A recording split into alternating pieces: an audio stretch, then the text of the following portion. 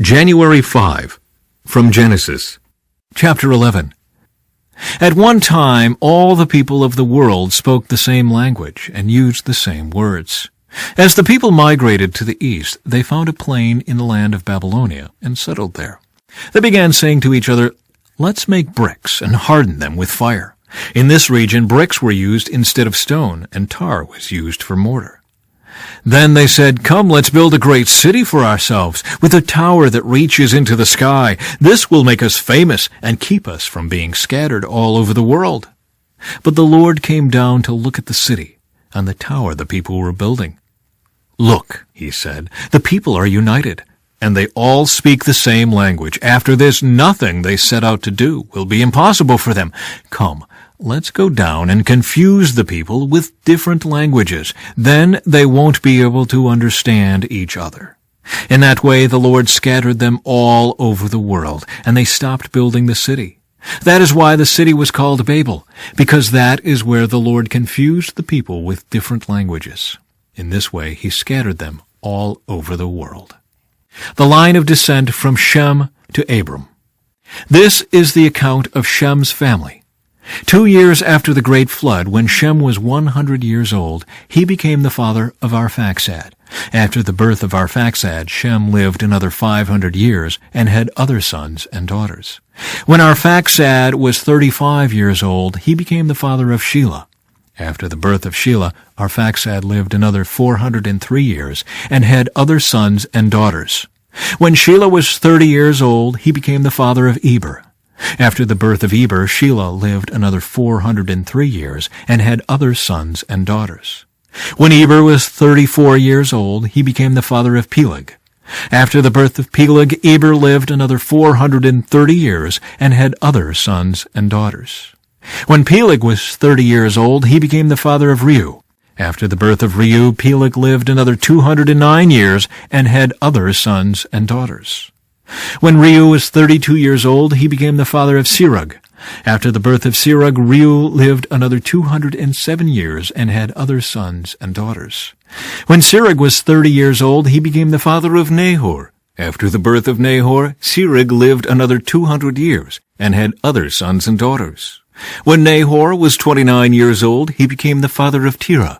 After the birth of Terah, Nahor lived another 119 years and had other sons and daughters. When Terah was 70 years old, he had become the father of Abram, Nahor, and Haran. The family of Terah. This is the account of Terah's family. Terah was the father of Abram, Nahor, and Haran was the father of Lot. But Haran died in Ur of the Chaldeans, the land of his birth, while his father Terah was still living. Meanwhile, Abram and Nahor both married. The name of Abram's wife was Sarai, and the name of Nahor's wife was Milcah. Milcah and her sister Iscah were daughters of Nahor's brother Haran, but Sarai was unable to become pregnant and had no children. One day Terah took his son Abram, his daughter-in-law Sarai, his son Abram's wife, and his grandson Lot, his son Haran's child, and moved away from Ur of the Chaldeans. He was headed for the land of Canaan, but they stopped at Haran and settled there. Terah lived for 205 years and died while still in Haran. The Lord had said to Abram, "Leave your native country, your relatives and your father's family, and go to the land that I will show you. I will make you into a great nation. I will bless you and make you famous, and you will be a blessing to others. I will bless those who bless you and curse those who treat you with contempt. All the families on earth will be blessed through you." So Abram departed, as the Lord had instructed, and Lot went with him. Abram was 75 years old when he left Haran. He took his wife Sarai, his nephew Lot, and all his wealth, his livestock, and all the people he had taken into his household at Haran, and headed for the land of Canaan. When they arrived in Canaan, Abram traveled through the land as far as Shechem. There he set up camp beside the oak of Moreh. At that time, the area was inhabited by Canaanites. Then the Lord appeared to Abram and said, "I will give this land to your descendants." And Abram built an altar there and dedicated it to the Lord, who had appeared to him. After that, Abram traveled south and set up camp in the hill country, with Bethel to the west and Ai to the east. There he built another altar and dedicated it to the Lord, and he worshipped the Lord. Then Abram continued traveling south by stages toward the Negev. Abram and Sarai in Egypt. At that time a severe famine struck the land of Canaan, forcing Abram to go down to Egypt, where he lived as a foreigner. As he was approaching the border of Egypt, Abram said to his wife Sarai, "Look, you are a very beautiful woman. When the Egyptians see you, they will say, 'This is his wife. Let's kill him, then we can have her.' So please tell them you are my sister. Then they will spare my life and treat me well because of their interest in you." And sure enough, when Abram arrived in Egypt, everyone spoke of Sarai's beauty. When the palace officials saw her, they sang her praises to Pharaoh, their king, and Sarai was taken into his palace. Then Pharaoh gave Abram many gifts because of her: sheep, goats, cattle, male and female donkeys, male and female servants, and camels. But the Lord sent terrible plagues upon Pharaoh and his household because of Sarai, Abram's wife. So Pharaoh summoned Abram and accused him sharply. "What have you done to me?" he demanded. "Why didn't you tell me she was your wife? Why did you say she is my sister and allow me to take her as my wife? Now then, here is your wife. Take her and get out of here." Pharaoh ordered some of his men to escort them, and he sent Abram out of the country along with his wife and all his possessions. So Abram left Egypt and traveled north into the Negev along with his wife and Lot and all that they owned. Abram was very rich in livestock, silver, and gold. From the Negev they continued traveling by stages toward Bethel, and they pitched their tents between Bethel and Ai, where they had camped before. This was the same place where Abram had built the altar, and there he worshipped the Lord again. From Matthew, chapter 5. One day, as he saw the crowds gathering, Jesus went up on the mountainside and sat down. His disciples gathered around him, and he began to teach them. The Beatitudes. God blesses those who are poor and realize their need for him, for the kingdom of heaven is theirs. God blesses those who mourn, for they will be comforted. God blesses those who are humble, for they will inherit the whole earth. God blesses those who hunger and thirst for justice, for they will be satisfied. God blesses those who are merciful, for they will be shown mercy. God blesses those whose hearts are pure, for they will see God. God blesses those who work for peace, for they will be called the children of God. God blesses those who are persecuted for doing right, for the kingdom of heaven is theirs. God blesses you when people mock you and persecute you and lie about you and say all sorts of evil things against you because you are my followers.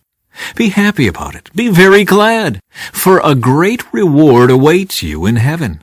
And remember, the ancient prophets were persecuted in the same way. Teaching about salt and light. You are the salt of the earth. But what good is salt if it has lost its flavor? Can you make it salty again? It will be thrown out and trampled underfoot as worthless. You are the light of the world, like a city on a hilltop that cannot be hidden. No one lights a lamp and then puts it under a basket. Instead, a lamp is placed on a stand where it gives light to everyone in the house. In the same way, let your good deeds shine out for all to see, so that everyone will praise your heavenly Father. Teaching about the law.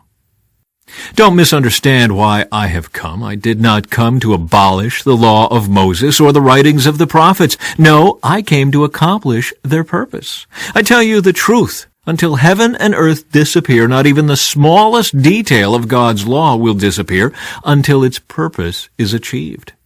So if you ignore the least commandment and teach others to do the same, you will be called the least in the kingdom of heaven.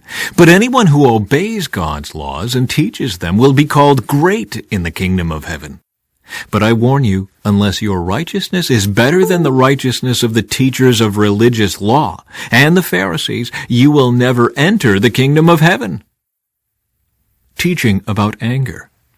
You have heard that our ancestors were told, "You must not murder. If you commit murder, you are subject to judgment."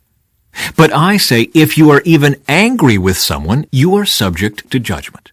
If you call someone an idiot, you are in danger of being brought before the court. And if you curse someone, you are in danger of the fires of hell.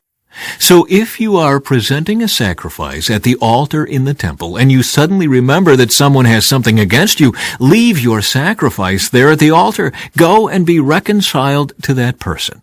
Then come and offer your sacrifice to God. When you are on the way to court with your adversary, settle your differences quickly.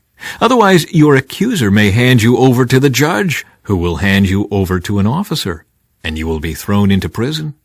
And if that happens, you surely won't be free again until you have paid the last penny. Psalm 5. O Lord, hear me as I pray. Pay attention to my groaning. Listen to my cry for help, my King and my God. For I pray to no one but you. Listen to my voice in the morning, Lord. Each morning I bring my requests to you and wait expectantly. O God, you take no pleasure in wickedness. You cannot tolerate the sins of the wicked. Therefore the proud may not stand in your presence, for you hate all who do evil.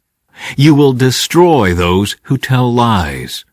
The Lord detests murderers and deceivers. Because of your unfailing love, I can enter your house. I will worship at your temple with deepest awe.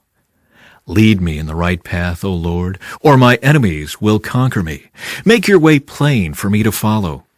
My enemies cannot speak a truthful word. Their deepest desire is to destroy others. Their talk is foul, like the stench from an open grave. Their tongues are filled with flattery. O God, declare them guilty. Let them be caught in their own traps. Drive them away because of their many sins, for they have rebelled against you. But let all who take refuge in you rejoice. Let them sing joyful praises forever. Spread your protection over them, that all who love your name may be filled with joy. For you bless the godly, O Lord. You surround them with your shield of love. From Proverbs. I called you so often, but you wouldn't come. I reached out to you, but you paid no attention. You ignored my advice and rejected the correction I offered. So I will laugh when you are in trouble. I will mock you when disaster overtakes you, when calamity overtakes you like a storm, when disaster engulfs you like a cyclone, and anguish and distress overwhelm you. When they cry for help, I will not answer. Though they anxiously search for me, they will not find me.